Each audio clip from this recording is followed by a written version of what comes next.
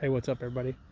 Just going to show you a little garden tour, what we got going on, what we're growing, and also talk about this irrigation system that I put in.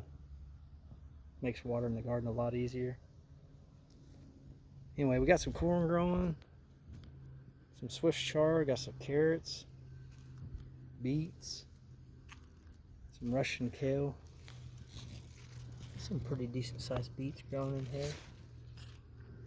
It's part of that irrigation system I got set up. So I've got some of these set up on these little sprinkler type pieces here, and then also I'm doing just like some drip, these little drip emitters on these tomato plants. Anyway, got some corns looking pretty good. Sweet potatoes. Got some cucumbers growing right here. A few on there. Not ready to harvest. Got a bunch of green beans. I need to get out here and harvest these. I think there's a lot of them.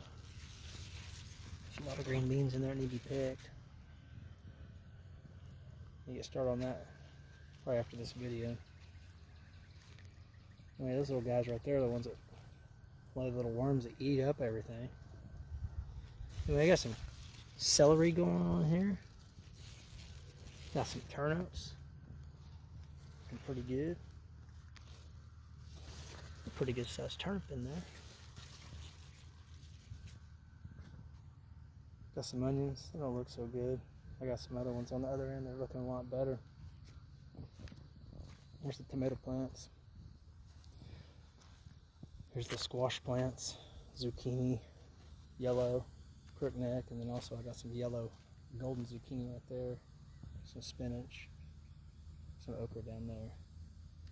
Some peppers. An acorn squash right here. A watermelon. And some cantaloupe down there. And there's the broccoli. I picked a lot of it off. It's all pretty much gone bad now. There's a few shoots coming on. It's not too bad. I've already harvested several of the cabbage over there. I got some onions. I need to do pull some weeds over here on the onions, but there are some pretty decent ones in there, I guess. A couple the size of a baseball, maybe. Yeah, I gotta pull some weeds. Anyway, I want to talk about these squash plants too. I don't usually where I live in Northwest Arkansas. It's squash plants used to be real easy to grow, but now these squash bugs have just like taken over. And I live close to a wooded area, so they hide over winter pretty easy. But this year I decided to put all the squash in these are 10-gallon grow bags. And this is really the first year that I'm actually getting pretty good harvest. I've already harvested several. I've got some more there, and some zucchini down there I gotta get, and just there's an acorn squash right there. But like I said, this is the first year that I'm able to get any squash, and it's because I put them in these grow bags, and I still had the squash bugs, but I just came out and sprayed them with I made a video where I sprayed them with dish soap, and then also I just smash them. But I've kept up with it, and I haven't seen any eggs that they've laid so far. I guess I've just killed them before they started to reproduce. But anyway, I'm having pretty good luck right now, so hopefully that continues. But that's the first year that I've gotten squash, and probably 3 or 4 really. I mean, I've got 2 or 3 pieces, but nothing very good. Squash bugs just got so bad when they're in the ground too. Even with this weed fabric, they would hide so well. It was a full-time job just picking off squash bugs. So anyway, this seems to be working. I know other people, I was going to do it this year, but right now this is working for me. But some people will actually stake the squash up and let it grow vertically. And I thought that was what I was going to do this year. And I still might do it. But right now, everything seems to be going pretty good. So I think I'll just kind of stick to it a little longer and see what happens. Well, I'll show you more about this irrigation. Same thing, I got little drip emitters that just come off each line. And you can see them, there's the water. Just press those things. This is like landscape tubing. It's 1/2 inch. You can buy a little kit. It's not too expensive, but man, it makes your life a lot easier doing this. So everything's getting watered. I don't have to come out here Didn't do any hand watering.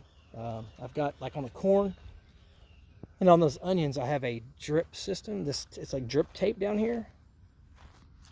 Like every 8 inches, there's like a little spot just kind of drips out. That works pretty good. So I've kind of meshed the two systems together. So next year I'm probably just going to grow everything, and I'm kind of switching to these raised beds and also these grow bags. I mean, everything's just working great. I really need to come through and do a little bit of weeding. But once the onions are up over there, I'm probably just gonna lay some more landscape fabric over the top of those and just kind of do away with going. I think I'm just gonna do away with growing in the ground for now. Maybe not. This is just mushroom compost that all this stuff's growing in, and everything's growing fantastic.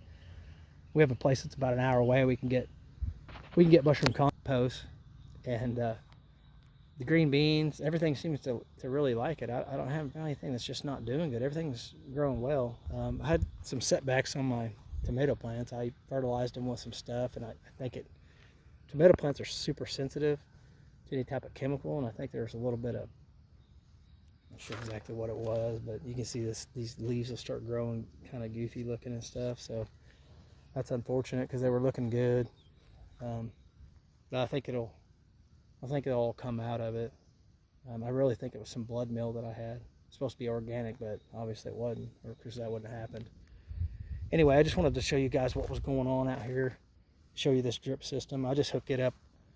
I just hook it up to like a timer, and you can turn it on 2 or 3 times a day if you want, or once. Depends on what kind of rain you're getting, but we hadn't been getting any rain lately, so it's nice to just let this thing kick on, does its thing, and because if you forget to water this stuff in the grow bags and raised beds, I mean, it's not like in the ground. In the ground you can get away with it a little bit more, but these raised beds, stuff dries up fast and they'll die. So, and then also I did another video on these trellises, these tomato trellises this year. I used 8-foot T-posts. Everything seems to be going good. It'll be interesting to see when they start getting to the top how much weight and how well these things hold up, but I think they'll do well. Anyway, that's all I got for now. See you on the next one.